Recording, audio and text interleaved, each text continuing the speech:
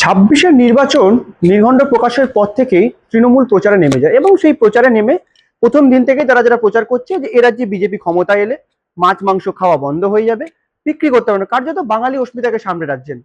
এবং ঠিক এই বিষয়টাকে কার্যত হর্ষে ঘি ঢেলে দিলেন কলকাতা পোর্টের বিজেপি প্রার্থী রাকেশ সিং।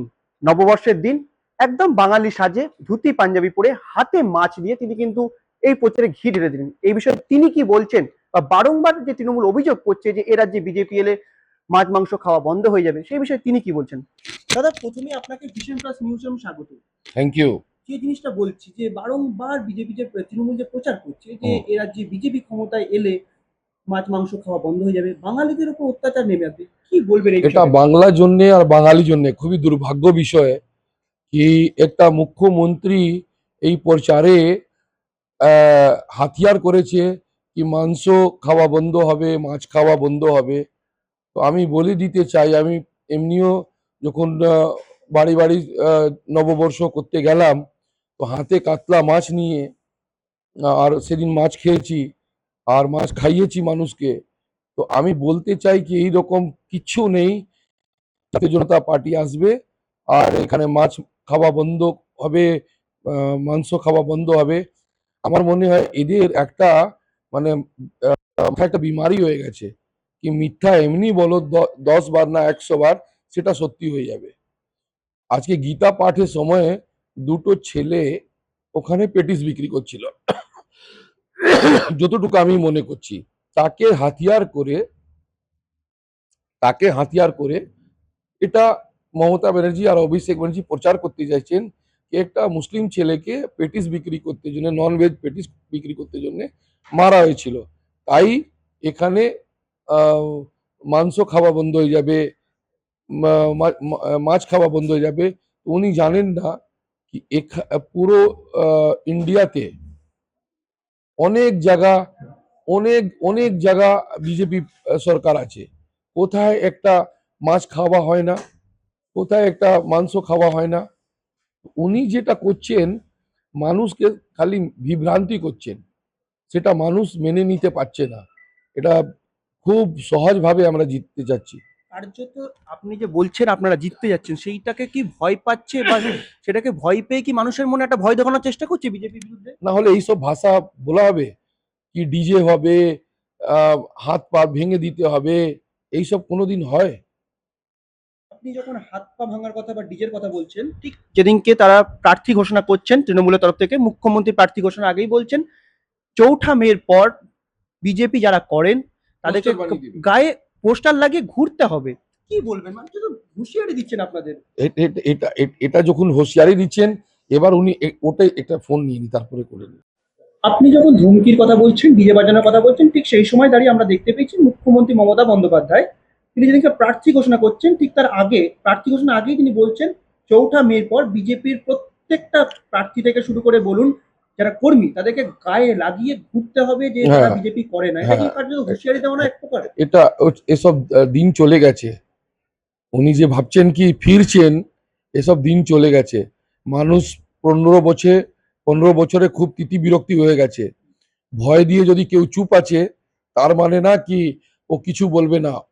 যে লোকের পিঠেটা দেওয়ালটা সেটে যায় সে মানুষটা অনেক কিছু করতে পারে, আর গরিব মানুষ তো আর বেশি কিছু করতে পারে। ওর ওর কাছে হারানো কিছু থাকে না, ওর কাছে যাওয়ার কিছু জিনিস থাকে না।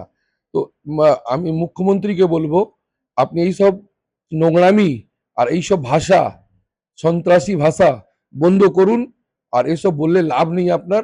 আপনি যাচ্ছেন, এবার আপনি লোকাল ট্রেনে যাবেন কি হেঁটে যাবেন সেটা আপনারা ঠিক করুন। কলকাতা কোর্টের বিজেপি প্রার্থী আপনি, কাকে প্রধান প্রতিদ্বন্দ্বী হিসাবে দেখছেন? সিপিএম নাকি তৃণমূল কংগ্রেস? ফিরাদ হাকিম দাঁড়িয়েছেন আপনার বিরুদ্ধে। আমার বিরুদ্ধে উনি থেকেও না বরাবর আছেন, ভোট পাবেন না। হ্যাঁ, কংগ্রেস সিপিএম এর একটা ভালো ক্যান্ডিডেট আছে, তার সাথে লড়াই জারি আছে। সিপিএম কে তাহলে প্রথমে রাখছেন বিরোধী হিসাবে? হ্যাঁ। আর সবথেকে যেটা গুরুত্বপূর্ণ বিষয়, দেখা গেছে আপনাকে বিভিন্নভাবে হেনস্থা করা হয়েছে, আপনাকে গ্রেপ্তারও করা হয়েছে, বিভিন্ন রাজনৈতিক চক্রান্ত ছিল বলে আপনি বারংবার বলেছেন। যদি ক্ষমতায় আসে ৪ঠা মের পর, কি করবেন? ও সুদ সমেত হিসাব হবে। যে ছোট বড় নেতা আছে, ধরে নিন ববি হাকিম, তো হাকিম মতন ইলাজ হবে। ওর যে চেলা চামুন্ডা চিন্টু মিন্টু আছে ওদের আলাদাভাবে হিসাব হবে, হিসাব সবার হবে।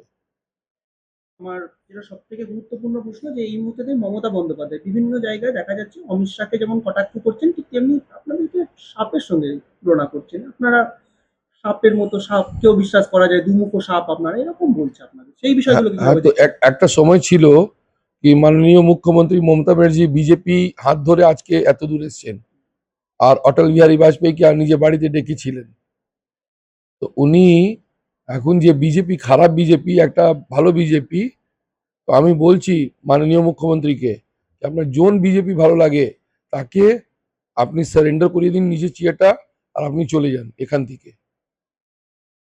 আমি আবারও যে প্রশ্নটা আসবো, যে ফিরহাদ হাকিম আপনার বিরুদ্ধে তৃণমূলের প্রার্থী, তিনি বারংবার আমাদের দেখেছি যে ডন পত্রিকা, পাকিস্তানের ডন পত্রিকার যে সাংবাদিক ছিলেন তাকে বলেছিলেন যে মিনি পাকিস্তান এই জায়গাটা, বা বেশ কিছু জায়গায় যেখানে 50% উপরে তারা সংখ্যালঘুরা মাইনরিটি থেকে মেজরিটি আসবে, সেই বিষয়গুলোকে কিভাবে মনে করছেন, যে কতটা কি প্রভাব ফেলেছে আদৌ কি এই ভোটের ক্ষেত্রে তার এই বক্তব্যগুলো? হ্যাঁ, সবাই হিন্দু যে আমাদের সনাতনীরা আছে আহ, বলতে পারতো না, কিন্তু এই ভোটে বাক্সতে ওকে বুঝিয়ে দেবে কি ওই স্টেটমেন্টটা কত তোমার ক্ষতি করলো।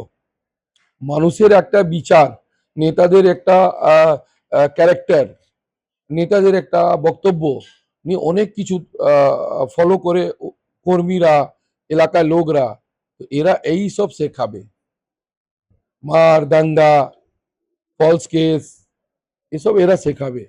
কেন কি এদের উৎপত্তিটা ওইভাবে হয়েছে। না হলে বলুন না আপনি একটা মুখ্যমন্ত্রী হয়ে একটা ক্যাবিনেট দরজার একটা মন্ত্রী হয়ে, তো মুখ্যমন্ত্রী গালি করছেন প্রধানমন্ত্রীকে, আর ইনি গালি করছেন অমিত শাহকে। আমার যেটা সব থেকে গুরুত্ব, আমরা ফিরহাদ হাকিমের কথাও বললাম, তেমনি মুখ্যমন্ত্রীও ধর্ণা মঞ্চ থেকে বলেছিলেন ধর্মতলায়, যে একটা কমিউনিটিকে যদি আমরা হাত তুলে নিই 1 মিনিটের মধ্যে ধ্বংস করে দেবে। কি মনে হয় এই মাইনরিটিটা কতটা ওনাদের পাশে আছেন? এইসব জমানা চলে গেছে দাদা, এইসব চিন্তা চলে গেছে। ওই তসলিমার সময় হতো, এখন আর বলে লাভ নেই এসব। মানে এখানে সেন্ট্রাল গভর্নমেন্টে যদি কারফিউ হয়ে যায়, 1 মিনিটে সব নেতা ঠান্ডা হয়ে দেখছেন যাবে। তো যে এটা ভোট করানো হচ্ছে না, যুদ্ধকালীন পরিস্থিতি একদম হ্যাঁ, কাশ্মীরের সীমান্তে আমরা যে জিনিসগুলো দেখি সেই জিনিসগুলো নিয়ে আসা হয়েছে, যুদ্ধকালীন পরিস্থিতি বলে অভিযোগ করছেন তৃণমূল। হ্যাঁ, ওই রকমই করবে। ও এইসব আজে বাজে কথাটা ইস্যু করবে। আমাদের ওইসব অত টাইম নেই, আমাদের একটাই টাইম আছে কি 15 বছরে বাংলাতে মুখ্যমন্ত্রী কি করেছেন আর ববি হাকিম কি করেছেন। 1 কিলোমিটার ভালো রাস্তাটা দেখিয়ে দিন, মাত্র রেড রোড ছাড়া 1 কিলোমিটার পুরো বাংলাতে কোনো একটা রাস্তা দেখিয়ে দিন, তবে আমি মানবো। আমার শেষ প্রশ্ন দাদা, চৌঠা মের পর ক্ষমতায় আসার পর এই কলকাতা পোর্টের জন্য কি কি করবেন, বা বা কি বার্তা দিতে চাইছেন বলুন? আমার একটাই বার্তা আছে, আমরা সৎ রাজনীতি করেছি, আর কলকাতা পোর্টকে একবার বিশ্বাস করে বিজেপি কর্মীকে জয়যুক্ত করুন। আর আনেওয়ালা দিনে যত গুন্ডা বদমাস ছেছড়া সব জেলে ভেতরে থাকবে, যোগীজি মতন। একদমই তাই, যেমনটা দেখতে পেলাম ঠিক চৌঠা মের পরে ইউপির যে যোগীজি রাজ্য, সেই যোগী রাজ্যের মতোই বাংলায় পরিস্থিতি তৈরি হবে বলে আশ্বাস দিলেন কলকাতা পোর্টের বিজেপি প্রার্থী রাকেশ সিং। ক্যামেরা হিমাদ্রি ব্যানার্জির সঙ্গে শাহিন চক্রবর্তীর রিপোর্ট, ভিশন প্লাস নিউজ।